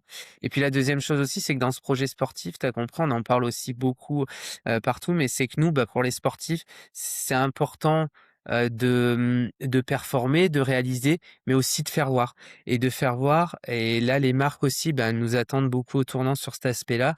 Alors, avec Salomon, en vrai, j'ai pas cette problématique-là, mais dans l'ensemble, ce qui fait qu'on peut vivre, de ce sport et tout ça, les communautés, nos taux d'engagement, c'est des choses qui sont très regardées. Donc si, l'histoire, elle parle à tes auditeurs et tout, qui veulent, me rejoindre sur mes réseaux sociaux, que ça soit Insta, LinkedIn, Strava, avec plaisir. Le message est passé, c'est Julien Vesser sur l'ensemble des plateformes de communication. Bon, Julien, je te remercie. En tout cas, c'était un super échange. Il me tarde de te croiser au départ, sur les sentiers, dans la descente de la Flégère, un peu partout en tout cas. Ça sera avec plaisir et je te remercie en tout cas. Écoute, avec plaisir, Arnaud. Bah, à bientôt, Julien. Ciao. À bientôt, salut.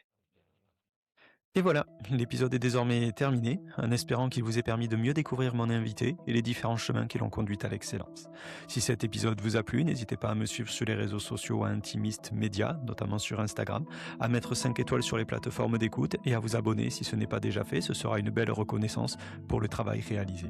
Et on se retrouve très prochainement sur une piste, un sentier, une cuisine, un plateau télé, sur scène ou sous le feu des projecteurs pour partir à la rencontre d'un ou d'une future invitée. Allez, à très bientôt.